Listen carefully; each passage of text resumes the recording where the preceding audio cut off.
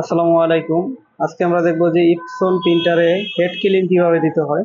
আসলে প্রিন্টারে অনেকদিন ইউজ করার ফলে বিভিন্ন জামজাট লেগে যায়, তখন এটাতে হচ্ছে হেড কিলিং দিলে এটা আবার সুন্দরভাবে কাজ করে। তো আমরা আপনাদেরকে এখন হেড কিলিং কিভাবে দিতে হয় এটা সরাসরি কম্পিউটার স্ক্রিন থেকে দেখাবো। হেড কিলিং দেওয়ার জন্য সর্বপ্রথম আমাদেরকে হচ্ছে কন্ট্রোল প্যানেলে যেতে হবে। কন্ট্রোল প্যানেল থেকে হার্ডওয়্যার অ্যান্ড সাউন্ড এখানে যাব। এখান থেকে হচ্ছে ডিভাইস অ্যান্ড প্রিন্টার এখানে যাব। এখান থেকে আপনার যে কানেক্টেড প্রিন্টার আছে ওটা কিন্তু এখানে দেখা যাবে। সো আপনি হচ্ছে ওই প্রিন্টারে ক্লিক করবেন, এরপর হচ্ছে এটাতে রাইট ক্লিক করবেন। দেন এখান থেকে দেখতে পাচ্ছেন প্রিন্টিং প্রিফারেন্স। এখান থেকে আপনার প্রিন্টারের যে মডেল আছে ইপসন, আমারটা হচ্ছে L3250 সিরিজের, এটা হচ্ছে আমি ক্লিক করলাম। দেন এখানে নতুন একটা প্যানেল আসছে, এখান থেকে আপনাকে ক্লিক করতে হবে মেইনটেনেন্সে। সো এখানে দেখেন নজেল চেক দেওয়ার অপশন আছে। আমরা নজেল ম্যানুয়ালি চেক করতে পারি, এখান থেকে সফটওয়্যারের মাধ্যমে চেক করতে পারি, পাশাপাশি এখান থেকে আমরা প্রিন্টারের হেড ক্লিন করতে পারি। হেড ক্লিন করার জন্য আমরা এখানে ডাবল ক্লিক করব। সো ডাবল ক্লিক করলে কিন্তু অপশন আসবে, প্রথমবার না আসলে আবার ট্রাই করবেন। সো আমাদের অপশন কিন্তু চলে আসছে। সেখানে যখন স্টার্টে ক্লিক করব তখন কিন্তু প্রিন্টারের ভিতরে আসলে কাজ কিন্তু রানিং হয়ে যাবে। সো আমরা স্টার্টে ক্লিক করলাম, এখন দেখবেন যে প্রিন্টারের ভিতরে শব্দ করবে, তারপর হচ্ছে হেডটা ক্লিন হওয়া শুরু করবে। এটা ক্লিন হতে একটু সময় নেবে, এটা ভ্যারি করে আসলে আপনার প্রিন্টারের ভিতরে কতটা যানজট লেগে আছে ওটার উপরে। সো হেড ক্লিনটা দেওয়ার পরেও যদি আপনার প্রবলেমগুলি সলভ না হয়, সেক্ষেত্রে আপনি হচ্ছে এটা রিপেয়ারিং করবেন। আমাদের অ্যাকচুয়ালি প্রবলেমটা ছিল এরকম, তো লেখাগুলি কাটা কাটা আসছিল, ভাঁজ ভাঁজ হয়ে যাচ্ছিল। তো এরকমটা কিন্তু রেগুলার প্রবলেম হয় প্রিন্টারে। তো এরকম প্রবলেম হলে আপনারা হচ্ছে প্রথমে নজেল চেক দিবেন।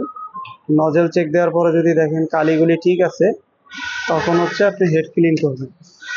তো হেড ক্লিন করার পরেও যদি এটা সলভ না হয়, তখন হচ্ছে আপনি এটা রিপেয়ারিংয়ে দিবেন। তো আমাদের হেড ক্লিনটা কমপ্লিট হওয়ার পরে আমরা আবার আরেকবার প্রিন্ট দিয়ে দেখবো আসলে এটা কতটুকু ডেভেলপ হয়েছে। এর পরবর্তীতে আমরা সিদ্ধান্ত নিব এটা কি রিপেয়ারিংয়ে দিব নাকি এটা ঠিক আছে। তো এখানে লোড হচ্ছে, কম্পিউটার দেখতে পাচ্ছেন যে আর বেশি সময় লাগবে না, অল্প একটু সময় লাগবে। পুরোটা লোড হলে আমাদের হেড ক্লিনটা কমপ্লিট হয়ে যাবে।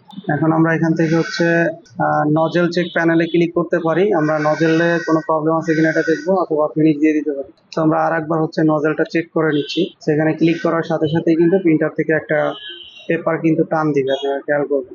আমরা এখানে ক্লিক করলাম, প্রিন্টে ক্লিক করলাম, কাগজটা টান দিচ্ছে এখানে। তো এখানে কিন্তু দেখাচ্ছে আপনাকে গ্রাফটা, এদিকে দেখেন, এই জায়গায় গ্রাফটা দেখাচ্ছে কিন্তু যে আসলে ভালো কোনটা আর খারাপ কোনটা। ঠিক আছে, যদি কোনো কাটা ছেঁড়া না থাকে এটা হচ্ছে ভালো, আর যদি সমস্যা থাকে এটা হচ্ছে খারাপ। তো আমাদেরটা অ্যাকচুয়ালি দেখেন কি আসছে, আমাদেরটা কিন্তু একদম উপরে যেটা আছে গুড, তো ওইটা কিন্তু আমাদেরটা আসছে। ঠিক আছে, তার মানে আমাদের প্রবলেমটা কিন্তু অলরেডি সলভ হয়ে গেছে। তো তারপর আমরা আরো একটা প্রিন্ট দিয়ে দেখবো যে আসলে কি অবস্থা। এটাকে ফিনিশ করে দিচ্ছি, আমরা সবগুলি ক্লোজ করে দিচ্ছি।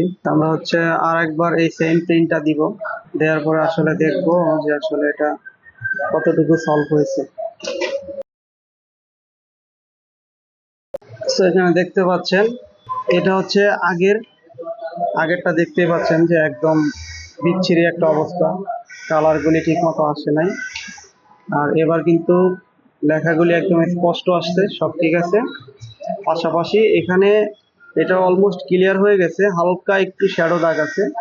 তো এটা আশা করি প্রিন্টারটা কয়েকবার রানিং হলে এটা সলভ হয়ে যাবে। তো এই কাজটুকু যদি আপনি করতে না পারেন, দোকানে করতে গেলে আপনার থেকে হয়তো বা 500 থেকে 1000 টাকা কিন্তু নিয়ে যাবে। ঠিক আছে, তো এইভাবে আপনারা খুব সহজেই কিন্তু চাইলে নিজেই প্রিন্টারের হেড ক্লিন, নজেল চেক এগুলি করতে পারবেন। তো ধন্যবাদ সবাইকে সাথে থাকার জন্য।